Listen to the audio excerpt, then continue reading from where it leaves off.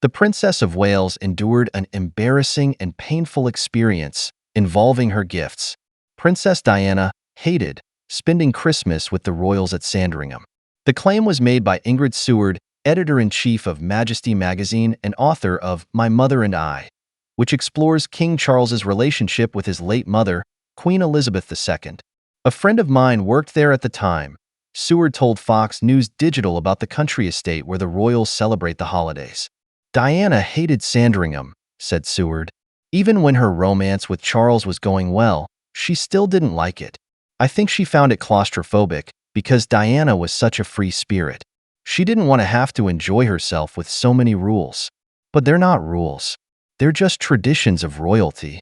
There's an order of precedence, who goes through the door first, and all kinds of things, Seward explained.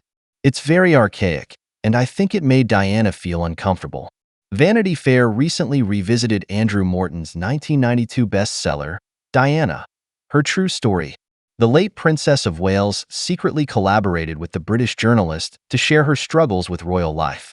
Like Seward, Morton said Diana hated Christmas at Sandringham. He claimed her disdain for the tradition began at her first Christmas at the estate with the royals in 1981, 5 months after she married then Prince Charles. By then, she was already pregnant with their first child, Prince William. I think she found it claustrophobic because Diana was such a free spirit. She didn't want to have to enjoy herself with so many rules. But they're not rules. They're just traditions of royalty. Ingrid Seward, author of My Mother and I. According to Morton, Diana took the time to buy her new family members thoughtful and expensive gifts while she was suffering from morning sickness. Despite her efforts, Diana was mortified to discover that the royal family typically gave each other gag gifts, a memo that Charles forgot to give his wife. Diana gifted her sister-in-law princess and a cashmere sweater. In return, she got a toilet paper holder.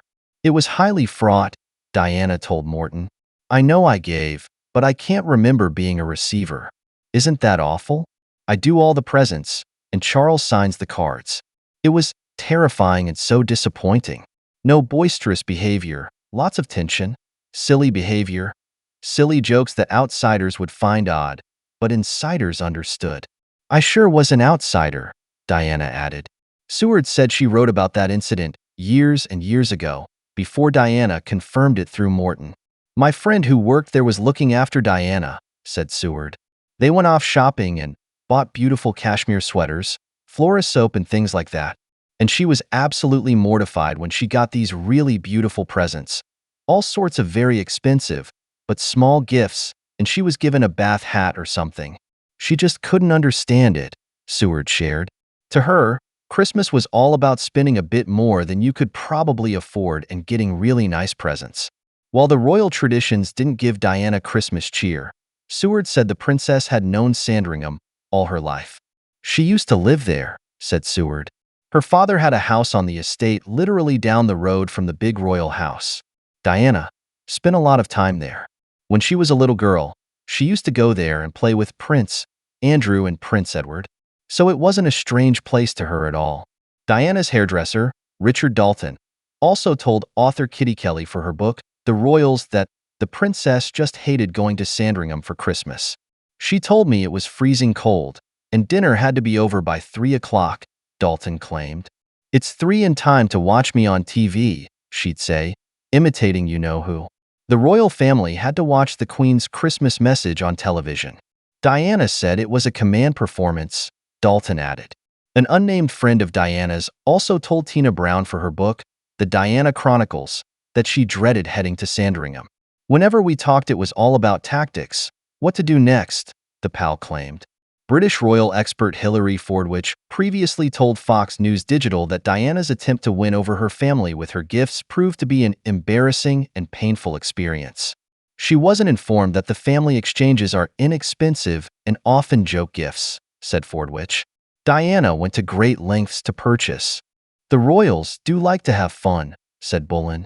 The presents they give to each other are normally quite silly. If you've got all the greatest jewelry in the world, all the greatest works of art in the world, all the greatest clothes in the world, what do you give each other on Christmas? It tends to be small joke presents. Do you know what a whoopee cushion is? Bullen chuckled. I've heard that they've been given in the past. I've heard that silly bath toys were also given in the past. Whether it's true or not, I don't know. But slightly rude, slightly funny, slightly on the edge presents are of the order of the day.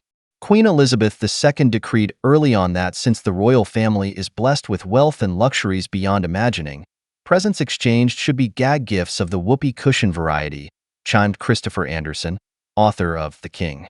Charles's favorite Christmas gift was an upholstered white leather toilet seat, a gift from his sister princess, and, Anderson claimed, he liked it so much that he still travels with it when he goes abroad. Charles and Diana separated on December 9, 1992. Their divorce was finalized in 1996.